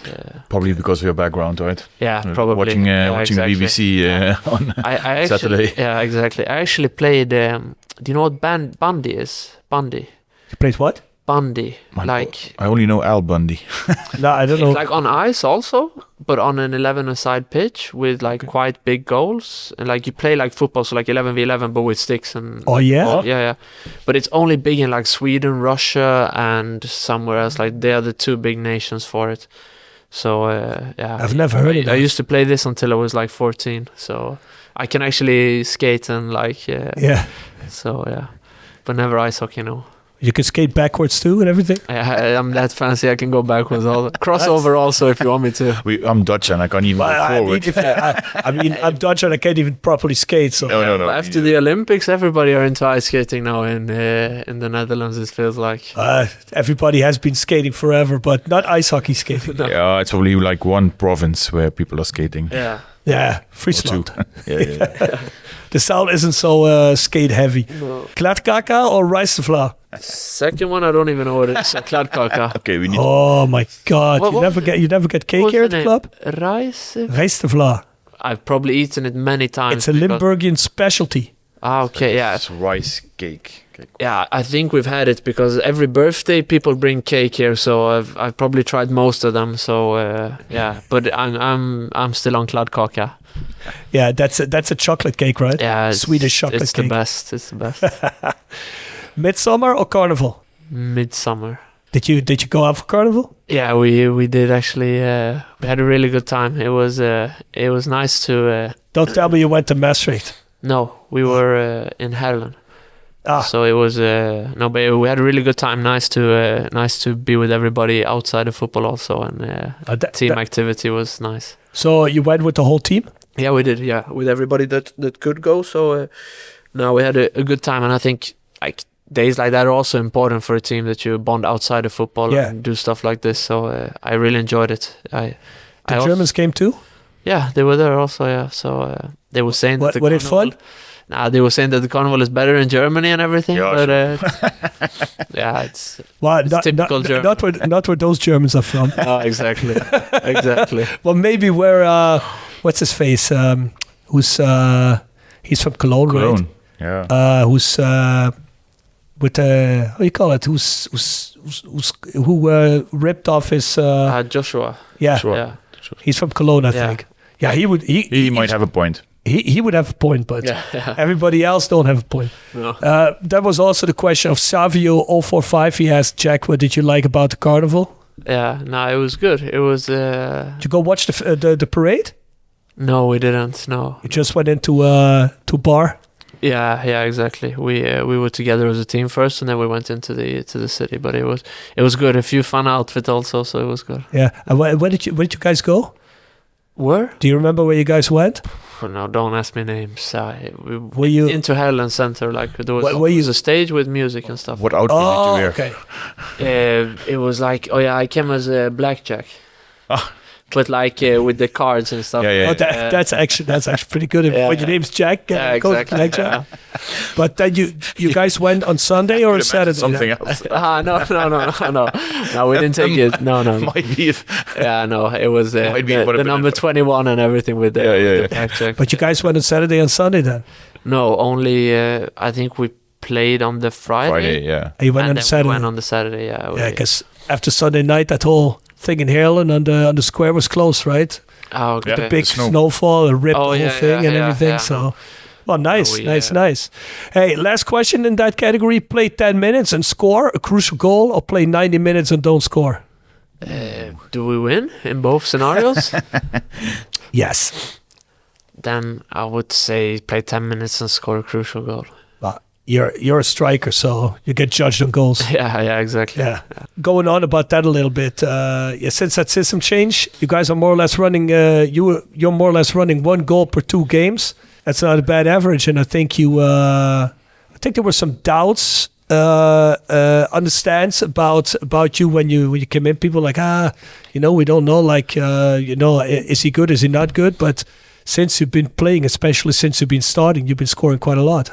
Yeah, it's always going to be like that. Like, I come to a club and the minutes that I had in the autumn are probably always not enough to show, like, to show who you are as a player, because coming on last 15-20 minutes, you're always trying to do what the team needs from you, but you are also very restricted to how the game is. Like, some games we're leading 2-3-0 and we just want to keep the ball, and sometimes we are chasing a lead and they are like in a low block, and it can be also hard to play. Like, so it's always hard to show yourself when you're not playing week in, week out. So since we changed, I've had a lot more of trust from the with the minutes and the playing side, and felt like, especially the first 4 or 5 games, now I had a very good return, and last few games I've had a lot of chances, and let's put it this way, this week I'm going to work a bit on finishing every day, I think. So because you probably had the biggest chance in those first 15 minutes last Friday, huh? Yeah, it was with my left foot, I think just hit the edge of the post, but it was a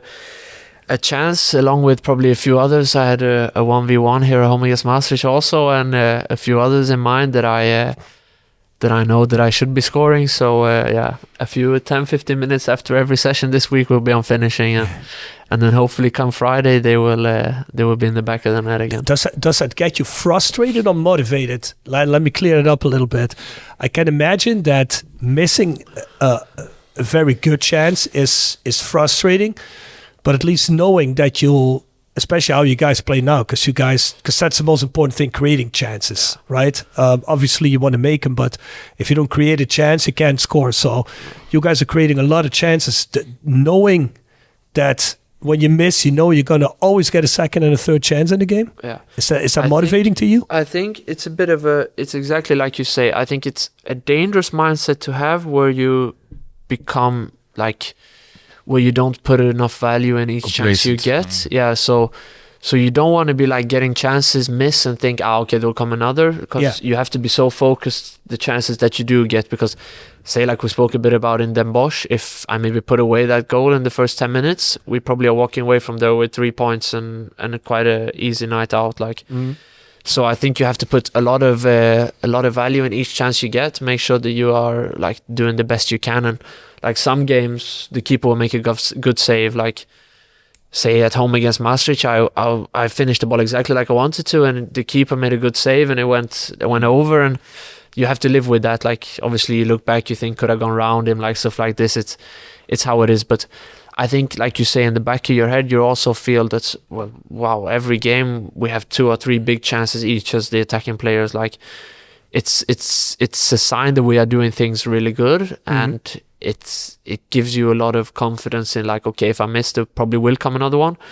But at the same time, we have to make sure that we are more effective when we do get the chances, and that we actually put the games, like even the home game against Maastricht, if I score my chance, or if we score one of the other chances, it could be a 3-4-5-0 game, instead of having that would have been fantastic if that would have been a walkover. But yeah, exactly. But it's like you look at it, and then towards the end they have a long shot and a rebound, and then they're close to making 1-1, and then we walk off and we have lost 2 points. Like, so it's important that we stay very focused, and that we make sure that we work on, and that we finish the games off early, I would say. Yeah, because like it's to me as a supporter, it's very good to see, and it gives a lot of confidence. I think Mo kind of picked up on that when we were talking about Den Bosch at the beginning of the podcast.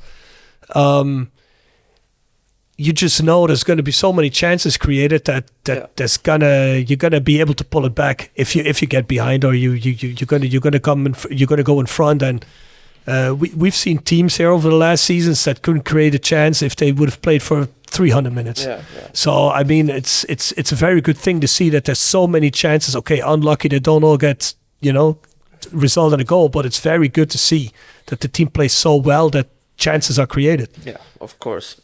But I think that's the main part, and also just for the rest of the team also, and the feeling of the group, that when we do play well and we are creating chances, that we actually score them, because goals change games, and like if we can score them, it just gives this boost to everybody to just continue like doing what we're doing. Because like if you have a night, say in the bush, where you don't score your chances, the game goes, it starts to like, you start to question yourself a bit, you start to maybe rush a bit, like you wanna do different things, and I feel like we just need to reward ourselves more and take a bit more pride in actually scoring our chances.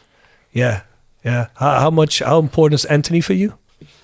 I think very important. I think it's quite clear now that I try to work a lot off of Anthony's movement, because he's often coming into the ball a bit more than me, and then I obviously have to work off his movement. And with Anthony, he's an experienced player, and he knows what he's doing. Like he has a lot of experience both in this league, but in football in general. So for me, I try to watch him a lot, but also try and work off of him. And like he is, how would you say? He's a very solid player where you know what you're gonna get, and he's easy to play with. And I think for us, our connection just gets better and better the more we play with each other. And like now we're playing next to each other, it's like learning off of each other and using each other and helping each other like in the box and stuff like this to help each other score more goals. Yeah.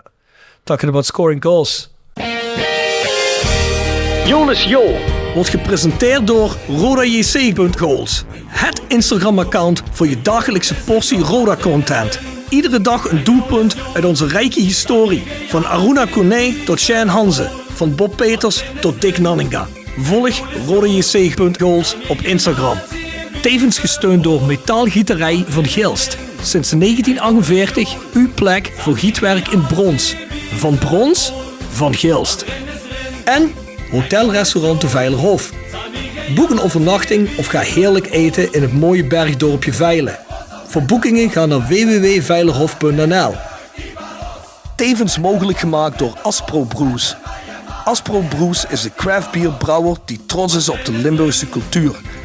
Bekend van bieren zoals Sollicitaire, Proemenfly en natuurlijk tot 12 de maan.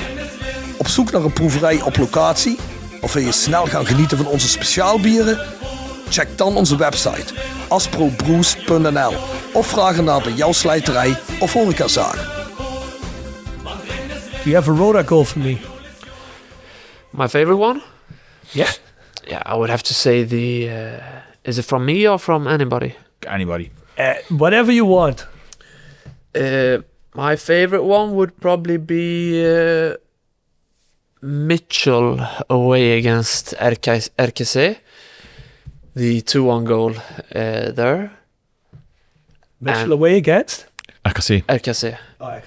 The 2-1 goal there. Mainly also because like with Mitch's injury and the surgery and everything, coming back and scoring a winner was also, he had one in top post that was very nice also. But you know how it is, if you, as a player, you just want to play, and when you aren't playing, you're coming back from a bit of a tougher time. It's, you really, how do you say, as a person, you really feel happy for them, and that goal was so important for the team and was nice for him. And probably personally for me was the Almere goal at home. I think, like we spoke about earlier, when I was running 70 meters, but like how do you say, with the crowd running towards the our supporters, and knowing that if I just get there first, it's going to be a goal, it was a nice feeling. It was as though I was getting energy from the few thousand that were in the stadium. Cool. Yeah, that was a nice goal. Yeah. Hey, talking about you and Anthony, right? You say you kind of work off his movements. You seem to be a player that is moving around him a lot, and that's just me observing it. It seems like you often know to walk in the to have the right, how you call it, the right line to walk or to run to get into the ball. You often have that. I feel like you have pretty much of an instinct for that. Whereas Anthony is more like a player that is a little bit more static. Yeah, and that is used as a focal point. Yeah. No, but I think you're quite spot on with it there. Like with Anthony, he's a bit more into the ball. Like, we try and work next to each other, but then off each other. So basically, whatever Anthony will do, I try to adapt to. So if Anthony drops in the ball, because the main thing with the two strikers has been that we want to have a bit more of a threat in behind. Like, and because of the style that Anthony is, he is into it more and probably not as much running in the deep. And maybe in his younger years he was running in behind more, but now he is not that type of striker. So I think for me, I have to be take a lot of responsibility in the depth and running in the depth and just running basically around Anthony and freeing space for him and him freeing space for me. So yeah. Hey, you're doing pretty well at the moment. The team is doing pretty well at the moment. You guys were just discussing at the end of the season, there's an option for Roda to buy you. Yeah. This is a question from Danny88 as well. Should Roda use the option to keep you here, or would you rather leave after the season? Let's translate that into... It's like one of those questions. Would you rather not take the option? Yeah, exactly. I think for me, it's in my head, I have a clear view of what I hope happens, but it's obviously not down to me. It's down to the clubs to reach an agreement. Obviously, there is a transfer fee and stuff involved, so it always makes it harder, but... like we spoke about, I've been on so many loans that now when I've settled down now after probably the January winter or the winter break, it's quite clear for me that this would be a very good place to settle down and get a bit of stability. And like we spoke, quite a lot of the boys have got contract over the next season. So to get this, consecutive games together and just playing with each other and. Because his striking partner also has his option next year, exactly. And stays here. Yeah, exactly. But that's signed already, I think. Yeah. So I think from my point of view, I would be over the moon if that was the case, because both me, my girlfriend, and everything is very settled down here now. So. But I hope the option also involves that you told Rob, I need someone to look for an apartment for me out here. Yeah, exactly. In Kerkrade Center. Well, I guess once you get to that, it's fine to look for an apartment. Yeah, exactly. Yeah. No, but I imagine it would also be nice to just get settled somewhere a little bit longer. Yeah, no, exactly. It was for me. I would, if I could have decided in the summer, I would have signed for 2-3 years. Like if that would have been possible for all parts. But obviously, football is a business, and there are other things around it. So you have to respect that. But like I said, my goal is to really try and settle down after the season and find. Well, Anthony, you are looking quite good as a striking couple now. So let's hope that works itself out. And I'm pretty sure anything else resulting from that will work itself out as well. So you're 24 years old now. Where do you see yourself in 5 years? In 5 years, I hope that the last 5 years from then have not been any loans. So I hope that I have settled down somewhere now for 2 or 3 years and then took an additional step in my career. I think it's so hard to say as a player like where you want to play, because things can change so quick, but probably just have a big role in a club with high ambitions, and if that's here, if that's somewhere else, so hard to answer. But I think as a person, you just want to feel that you are valuable and that you like are filling a purpose. Because I've been in situations where you're coming into training and you feel like, okay, whatever I do today will not matter. And I think as a human, that's a very shit feeling to have. Oh yeah, because you want to be coming in knowing that, okay, if I do well today, I affect somebody, I help something, I have a purpose, and I fill out that purpose. Like even if you work in an office, if you work in football, so just a big role somewhere, I'd say. And probably also on a personal point of view, maybe have 1 or 2 kids also would be very nice if that was to work out.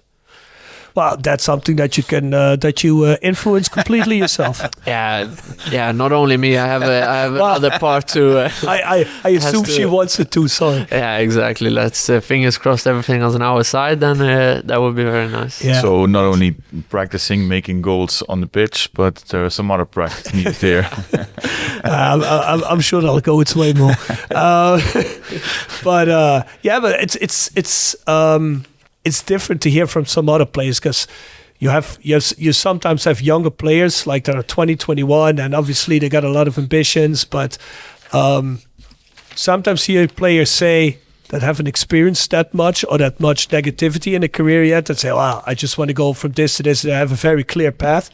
Well, we had a podcast with Matthijs Didden 2 years ago, who was at Utrecht now, who used to play here, defender. He had a clear path of where he wanted to go, and he made the step to Utrecht, which is sub-top in Holland, and the Eredivisie, and then maybe higher up from there. But someone like you, who's probably, 2 years or, 2 years older than him now or something, you've been through a completely different trajectory, and for you, different things seem to be more important because of your trajectory. Yeah. And that's, I think that's a path, that's a perspective that a lot of people don't see in professional players. No.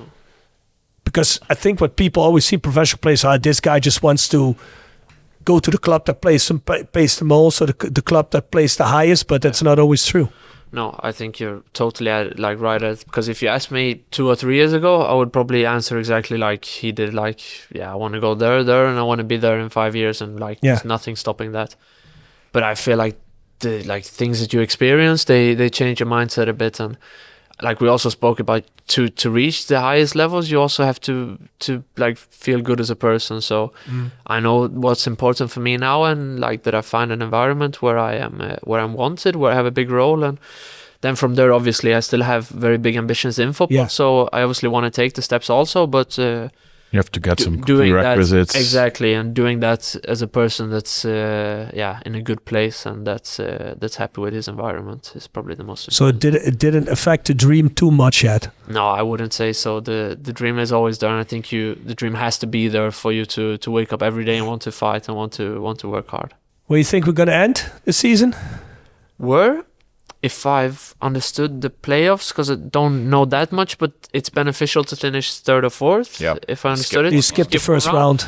Then I think it's very clear that that's where we have to, obviously probably supporters want me to sit here and say that we're going to win the league, but I don't even know if it's mathematically possible still. Probably mathematically everything's possible. But it's like it's like we spoke about before. If you would tell me now we need to win the league, then I wouldn't take you seriously. Exactly, that's what I mean. So can't be naive. So I think it's still very much to play for, and if we can just build up a good feeling and build up maybe also a bit of fear from opponents by finishing the league very good, then if we can reach 3rd or 4th and go into the playoffs with a positive mindset, I think we'll be a team that people will definitely not want to play against in the playoffs. And then from there, I've experienced one playoff, so I know how it is a bit. So from the playoffs, I think that anything can happen. So we just need to get ourselves in there and make sure that we come there. As long as when the playoffs happen, you guys convert 1 out of 2 chances you get, I think we're good. Yeah, I think so too. And also we are one thing that you can joke about, but our away record is very strong. We are very good away from home. So in a playoff, this is probably not that common. So I mean, if you are strong away from home in a playoff and you come home and we can find the home form that we showed against Maastricht, then I think we'll be a very hard team to play. Yeah, that's going to be important in the next 9 games to get that feeling and that flow for the team itself, for the people on the stands. That, I mean, you probably will lose 1 or 2 games, even more in the next 9 games, but I mean, get into the playoffs with a good feeling that you can turn it around. You have that trust and confidence that you can do it. I think that's the most important thing you need to get out of those 9 games. Next to obviously qualifying, and even when you get into 5th position, when you have to play all the games, at least if you have that feeling in the team and on the stands, that's going to set you up for success. Yeah, definitely. Hey, we got one last thing before we leave. Het moment. Wordt gepresenteerd door Herberg de Bernardeshoeve. Weekendje weg in eigen streek? Boek een appartementje en ga heerlijk eten met fantastisch uitzicht in het prachtige Mingelsborg bij Marco van Hoogdalem en zijn vrouw Danny. www.bernardeshoeve.nl. Ook gesteund door Allround Solutions Klusbedrijf. Allround Solutions Klusbedrijf voor al uw binnen- en buitenklussen. Van overkappingen, tuinaanpak en klussen binnen het huis. Voor vragen en informatie stuur een mailtje naar ask.info@ziggo.nl of ga naar onze Facebookpagina. Ook gesteund door Café Het Haagje. Bezoek ons gezellig dorpscafé in Merkelbeek op onze vaste openingstijden iedere donderdag of vrijdagavond. Wil je je eigen party organiseren in ons bruin café of in onze grote zaal? Mail dan naar info.haagje@gmail.com of stuur een DM via onze socials op Facebook en Instagram @hethaagje. Ieder feestje is mogelijk tussen de 10 en 300 personen. The most memorable, we're looking for the most memorable moment of the season. Obviously, the season's not done yet, but up until now, we're building a top 3. So there's a one in, one out policy. Let me first read out to you the moments that have been chosen up until now. The goal and the way Mitchell Paulus celebrated his goal after top us, which is chosen by Joey Muller and Koen Jansen. Jake Cruyff's goal against Go Ahead Eagles by Marco Smeets, which is a supporter. And the goal of Josh Nisbet against Almere City away by Bart Erlings and Dario van der Buis. So you get a one in, one out. So it doesn't need to be a goal, by the way. It's just a coincidence so that these are 3 goals. Could be any moment you choose. It could be a goal. Could be anything else. To choose from them or? No. One of those 3. You got to get one out. Yeah. And you got to put one in yourself. Okay, I will take out the one of Jay. Just because, of course, it was a big game, but I think the 2 others are hard to compare with because they actually led to wins and to points for the team. That's it. And then I will probably have to put in my favorite one of Mitchell and RKC, I would say. Okay, all right. Now we just need to make sure that Pauli is not gonna, as we say in Dutch, walk next to his shoes. Yeah, exactly. What? I was just literally translating a Dutch saying. With 2 moments of Mitch in the top 3, you need to make sure he's not going to walk next to his shoes. He needs to fight for a third one. He needs to get one more. Yeah. To be solo in the top 3. The third one can only be the promotion goal. Yeah, exactly. That's it. Jay will probably not be very happy with me now. It's... But yeah. It was a nice goal, though. Yeah, it was. Unfortunately, it didn't. In the end, it didn't change anything. No. But yeah, all right. Yeah, we got that in there. Thank you. Well, Jack, that brings us to the end. I want to thank you for being a guest. Thank you for having me. Yeah, no problem at all. It's been a pleasure. So fun. hopefully we'll see more of you the next couple of seasons, and then I'm sure we'll see you back as a guest at some point. Definitely, would be very nice. Nice, and hopefully. You live in a nice apartment in Holland or a house. I would say a house if you have those 2 kids. Yeah, exactly. Yeah. But Mo is going for city council, so trying to get elected. So he can probably he just said he's gonna make sure there's more houses in the city. It. So that's for sure. There you go. Spare one for me, then it would be nice. Hey, no, well, thank you for being our guest and lots of luck. Upcoming Friday against PSV under 21. Best under 21 team. What do you think? What are your expectations?